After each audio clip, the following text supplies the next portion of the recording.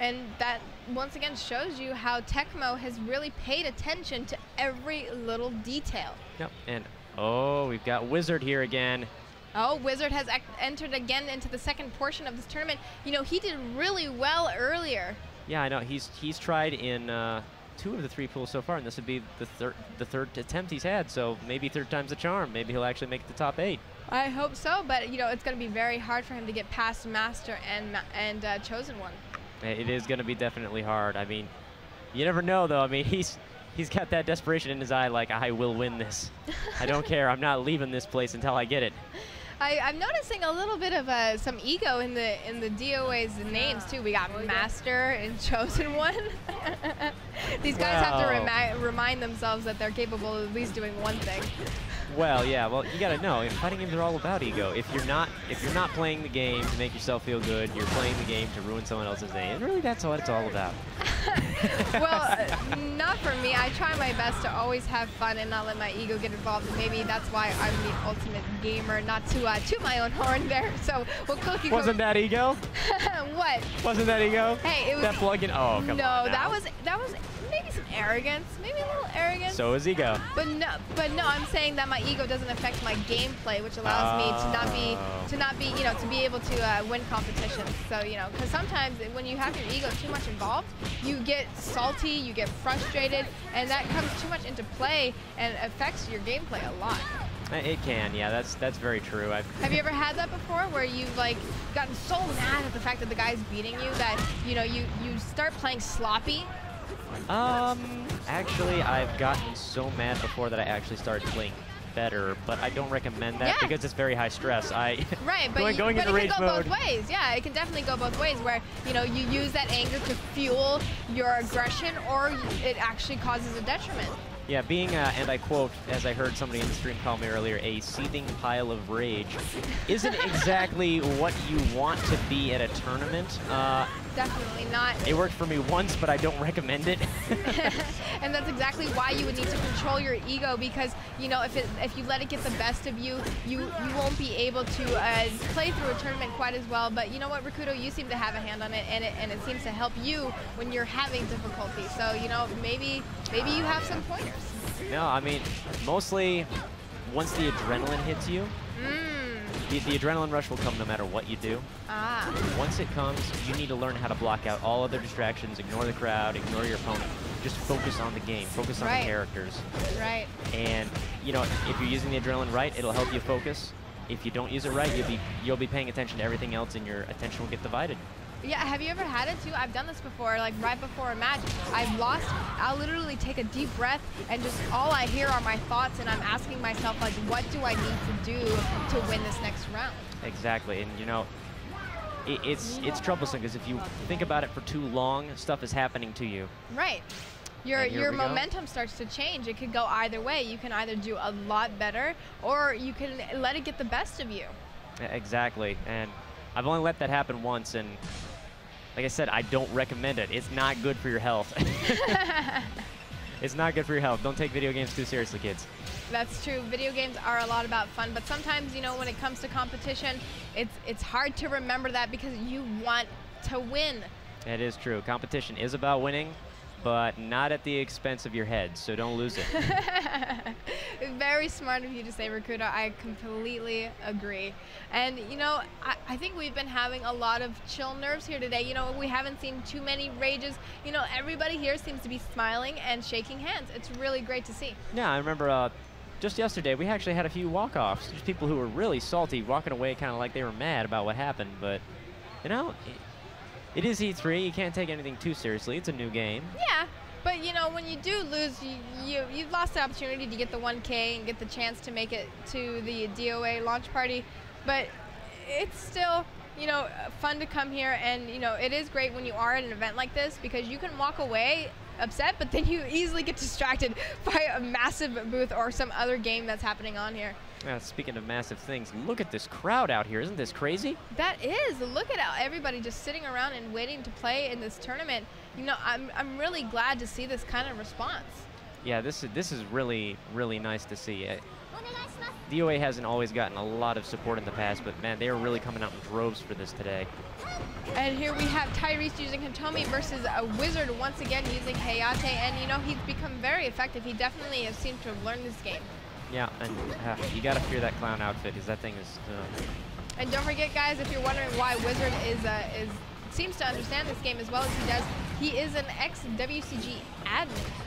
Yep, and as you know, DOA has been in WCG more than a few times now, so he has seen how this game is played, and he knows what he has to do to win.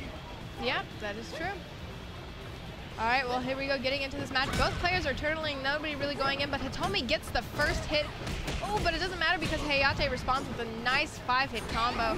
And there is Hitomi's hat on the floor. You know, yeah, that's something cool about DOA is that some characters have things that fall off them and stay right on the stage. Yeah, I'm glad you kind of lost that along with the clown nose, especially the clown nose. I don't like clowns. Rakudo is definitely not a fan of clowns, as we learned yesterday. At least not this clown outfit. I would say that Lee Fang's clown outfit is way more attractive.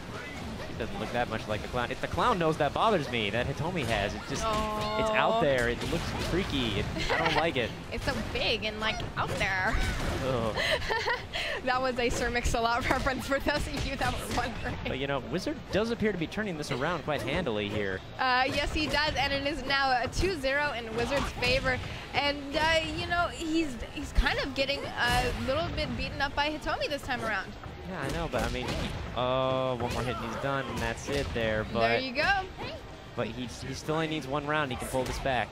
Just one round. That's all it takes. And they're still keeping that clown hat right in the same position it fell in. You know, that's what's great to see, consistency and continuities in these games. You know, it shows, once again, just how much little detail they pay attention to.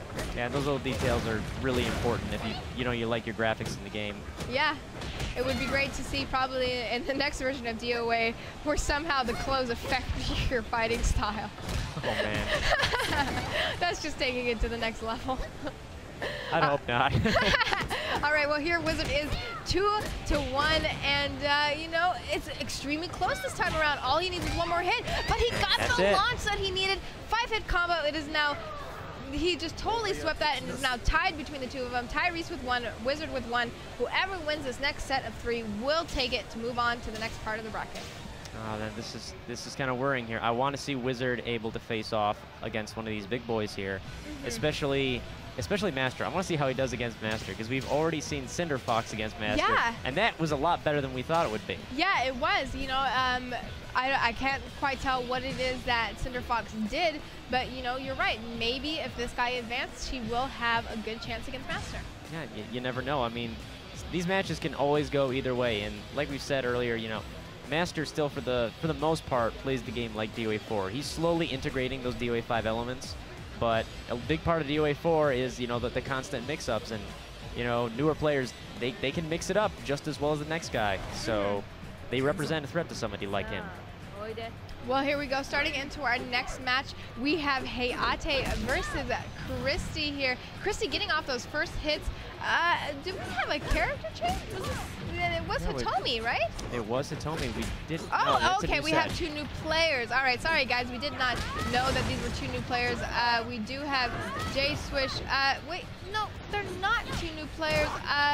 Maybe the one on the left is, but that still is Wizard there on the sticks. I can see it myself. Thank you. Our tech is obviously figuring things out. You know, not everything goes perfect. We are live, and you know, that's just great. Sometimes some things like this happen. It does happen, unfortunately, but hey, that's life for you. Nothing's perfect. Well, we do have Wizard still using Hayate, and I do believe that is the same person from last round that switched up, and he was using Hitomi in the clown outfit, but now he is using Christy. And this outfit from Christy is actually a lot like her DOA 4 one, just added a little bit of graphics to the costume itself. Just a little bit there, just that little snake and that holster. All right, well, here we go. Wizard is dominating him. That is Tyrece still. Yes, they have it correct. And it is now 1-0. And, you know, Christy, she's coming back here, but Wizard definitely knows what he's doing. Yeah, all Wizard needs to do is get one hit, and there it is. There it is. It is now in his favor, 2-1, or excuse me, 2-0. And he's throwing out a back cartwheel flip, not hitting anything and being punished for it.